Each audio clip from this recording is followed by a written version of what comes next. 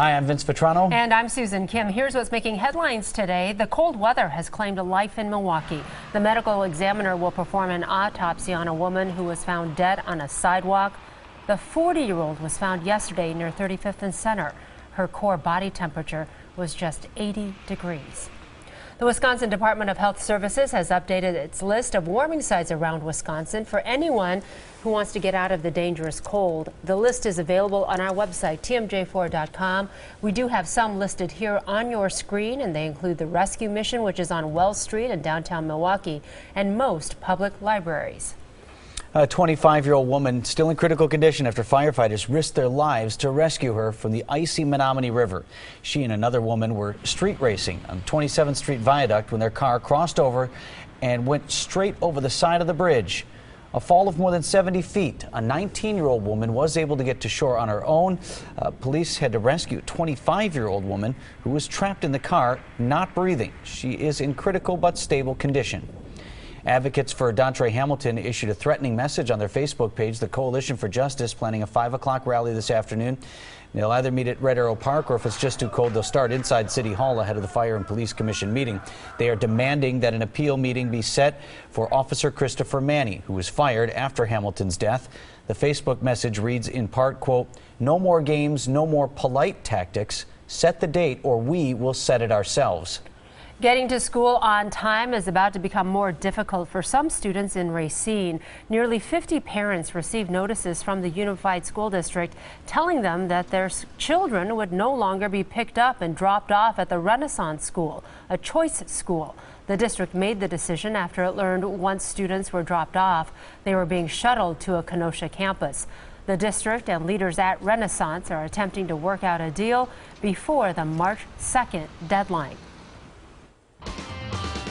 Well, we've been waiting for the cold, and it arrived, and you woke up this morning to the coldest temperature so far this winter. 8 below zero in Milwaukee. The coldest was earlier in January at 7 below. Not a record.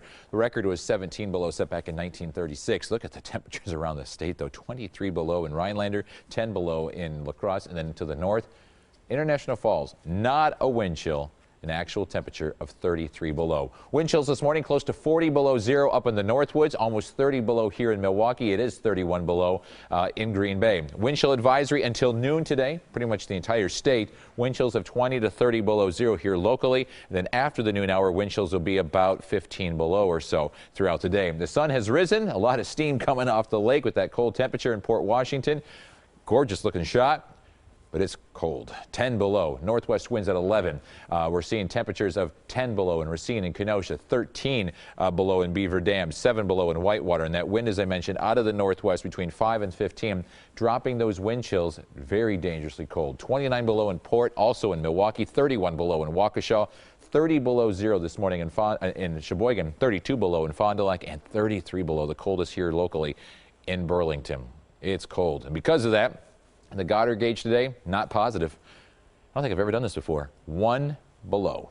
Might as well. Everything else is below zero. Mostly sunny today. A high of only 2. Wind chills to 15 below, and a northwest wind at 10 to 15. Let's hope things start to warm up so we can get this Goddard gauge back up closer to an 8 or a 9. High pressure today giving us that sunshine. It's the Arctic area of high pressure. It's also bringing us lighter winds, which will help out. Also tonight as temperatures drop well below zero. Then for Friday, clouds increase, and with that, some scattered flurries and light snow showers in the afternoon ahead of a warm front. Yeah, I said a warm front. We're going to be in the warm sector on Saturday. Temperatures getting close to 30 degrees. Big storm down to the south of us will keep us cloudy with a few flurries around, but we won't have really any major snow out of this one whatsoever. And then that cold front gets us chilly once again for Sunday and most of next week. By Friday late evening, almost about a ½ inch to an inch around the area. Most of us will pick up about an inch to an inch and a half of snow by Saturday morning from this little disturbance working its way through during the day on Friday. For today, sunshine, brisk, a high of only 2. Some inland areas won't even get above zero. Wind chills to 15 below. Obviously cold once again tonight, partly cloudy, 8 below zero. Some inland areas to 11 below. The winds much lighter, so wind chills, while they're still cold, will be about 15 to 20 below, which should not trigger an advisory. Here's your 7-day forecast. Cold, 2 degrees today, 8 below tonight once again, but a lighter wind. 18 on Friday with about an inch of snow developing late in the afternoon to the evening. 28.